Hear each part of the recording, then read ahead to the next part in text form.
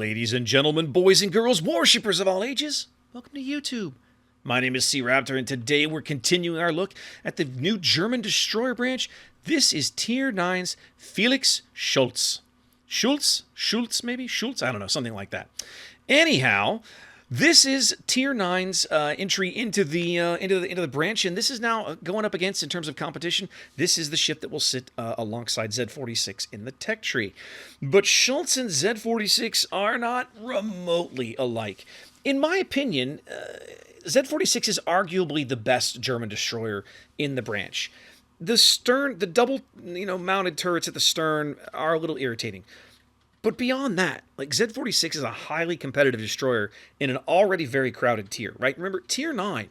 Tier 9 is just chock full of really good destroyers. Ugamo, Fletcher, even Z46, Mogador, Jutland, Kitakazi. Even after the nerfs, Kitakazi is still stupidly good. Oosterjutland is not bad. Benham, oh my god, Benham is good. Udaloy, I can just go on, right? There's a million really good Tier 9 destroyers, and this thing has to compete with them. So, how does she stack up? Let's start the investigation and see what we think.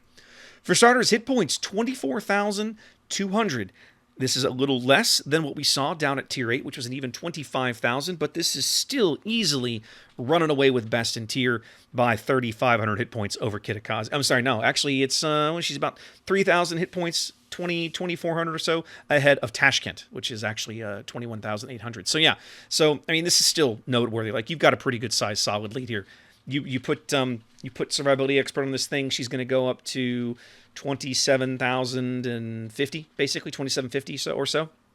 So yeah, she's got a lot of HP. Just like we've been seeing at Z31 and Maerker at Tier 8, that this ship definitely has the HP to bully other destroyers in her tier bracket.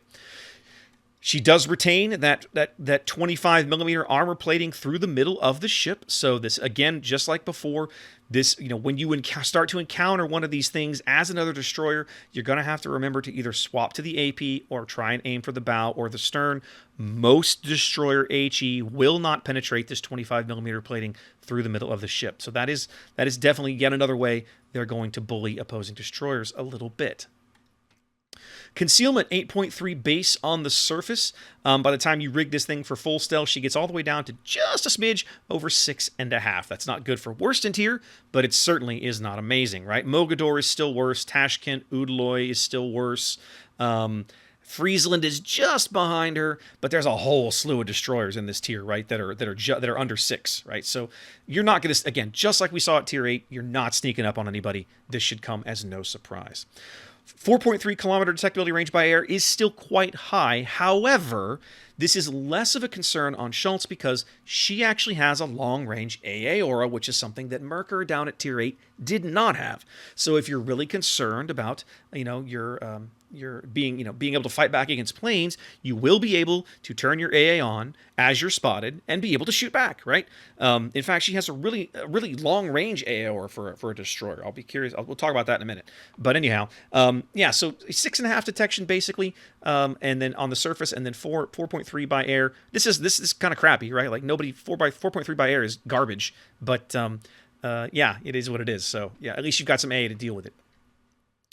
Artillery. Let's talk about the main battery. Now, we've been seeing largely single-mounted 150 millimeter guns up to this point. What we're seeing now is dual barrels. And if you look real close, you'll see how the gun sleeves allow these to elevate? That's right, kids.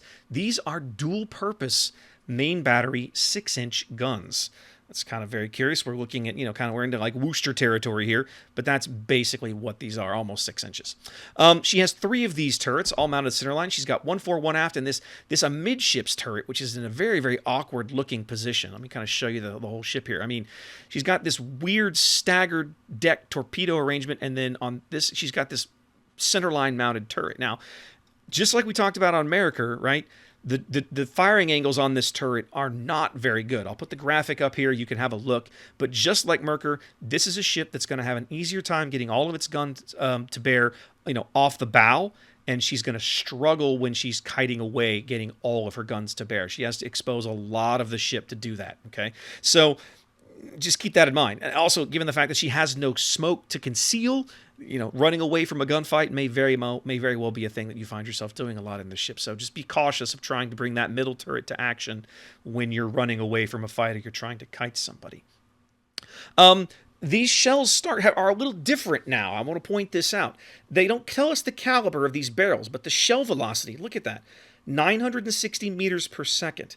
The shell velocity on the barrels we were looking at up to this point, I think they were 55 caliber barrels, was about 850, 860, something like that. These are fast shells, right? I'm going to be very curious to see the ballistics on these guns, especially when you factor in, you see it there, just like we talked about at Tier 7 and Tier 8, that insanely small dispersion ellipse, 57 meters on a 12-kilometer range. That is insane. That is insane. Also consider this, guys. That 57 meters is at max range, right? As I understand dispersion ellipses, and maybe I'm wrong about this, maybe my brain doesn't work right, but as I understand it, as you get closer, those ellipses get a little smaller. When you consider what the ellipses are going to be in the average knife fighting range of a destroyer, you could be looking at 20, 30 meter dispersion ellipses. These shells could all, literally all go in almost the same porthole on the ship you're fighting. It's crazy. I'm really curious to see these guns in action. I really, really am. I might have to break my own rule and play these ships just to try them out. But the shell velocity there, I feel like, is noteworthy. The other thing I want to point out is the shell damage. The shell damage, you see there, 1,700 on the HE, 3,900 on the AP. These are increased. These are different values than we saw down at Tier 8. 3,900 is a higher value. 1,700 is a lower value. So now here at Tier 9, we're starting to see Wargaming incentivizing the use of the AP more, right? I have high-velocity shells. My AP shells now hit harder, right?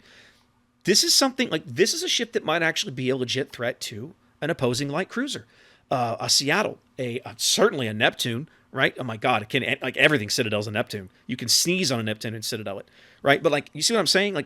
There are ships that you will encounter that you will probably want to try the AP on, and you will probably do really mean things with this AP. I haven't gone and look at the penetration curves, like the Krupp values for these things, for these shells and these guns, but it would not shock me to see good penetration curves on these shells. We'll see. German AP shells tend to be lighter. You see this with Hindenburg. The shell does not have a whole lot of penetration at range, but I am curious to see if that carries over on these. I might go look that up later. But anyway, the main battery, I feel like, on this ship is far superior to what we've been seeing on Maerker, just because there's more going on here. 7.5 second reload is nothing to be excited about. I mean, of course not. But in general, there's a lot else to like here. So yeah, I'm really interested to try this out. Torpedoes. We're looking at 2 centerline mounted quad launchers with a 120 second reload. Now this is where I'm really scratching my head, right? These are the same torps you had down at Tier 7 and Tier 8, with the exception of now you have an extra half kilometer of range and 1 more knot of speed. So they're a little faster, but not so much you'll notice. They do have an extra half kilometer range. That's handy. But I mean, 120 second reload on a quad barrel? What's going on here? That feels terrible. That feels terrible. I don't understand the thought process there. The quad barrels that we had at Tier 7 and Tier 8 were 90 second reloads. Now magically we're 120 second reload? What is that about? These torpedoes are not worthy of 120 of gimping them on 120 second reload. They don't hit that hard. They're just not that amazing to begin with. I don't know why they're doing that, but whatever. We'll see. The torpedoes are not the focus. You might get the chance to use them, but it shouldn't be something you're going out of your way for. This is not a ship that you're going to build out with a torpedo build. You're absolutely going to be taking main battery mod 3 in slot 6. You're going to be taking probably the main battery boosting skill on the captain, and so on and so forth. So yeah, the torpedoes are here, but they're kind of an afterthought. Aaa Defense. Now, I really raked Maerker over the coals for this. This is not a problem that Schultz has. You see here, she does have a flak circle. She puts up 2 puffs of flak. It's not a lot of flak, but at least she has some, right? More than we had a minute ago. And they're not bad, 1680. She puts up 2 of those. And look at the range on that outer 6.9 kilometers. I know of no other destroyer in the game that has that kind of range out of her long range aura. That's really interesting. Now it's not a great aura. You see, they're only 46 consistent DPS. That's actually, honestly, that's terrible. But the range is interesting, and it means any planes that you run into will be in that aura a long time.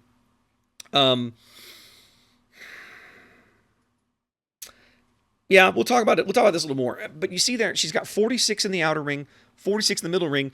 On paper, this ship looks like she has a really, really solid amount of AA, especially when you put her next to Fletcher. But the overwhelming majority of it, look at that, like 2/3 of it is all tucked into these 30mm quad mounts. This is her inner aura right here. These guys.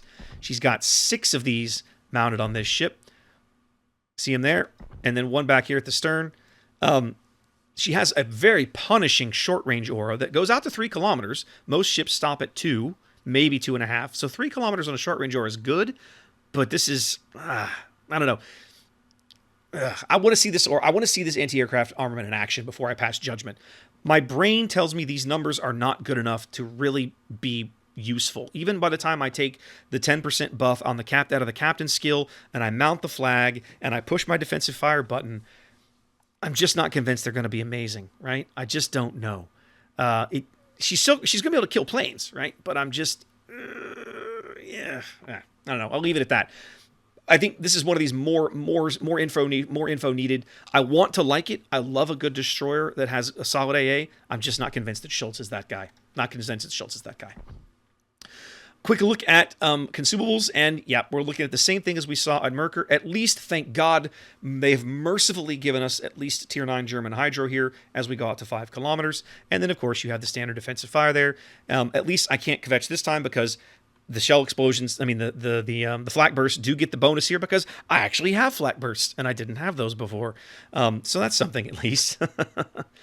So, yeah, I mean, this ship has a lot of stiff competition. I talked about it earlier in the video. Tier 9 is a very, very crowded place for destroyers. There's a lot of really good destroyers at Tier 9. Is Schultz going to be one? I want to think so. I want to like this ship. But there's some serious questions about how good that AA aura really is, how much work you can really get out of this main battery. Are the torpedoes more of, I feel like the 120-second reload is too punitive. I don't know. There's just a lot of questions that I have before I feel like I can really say, yeah, the ship is okay, or she needs something. Like I said for the other destroyers, guys, don't be shocked. These are going to change in testing. I feel like this line has enough weird angle things that they're trying that they're going to have to make some balanced passes through testing, and I think we're going to see lots of changes. So just keep your ear to the ground. I'll talk about it in future scuttlebutts, and we'll go from there. In the meantime, guys, hope you enjoyed that. Wash your hands, be safe, and I'll catch you next time.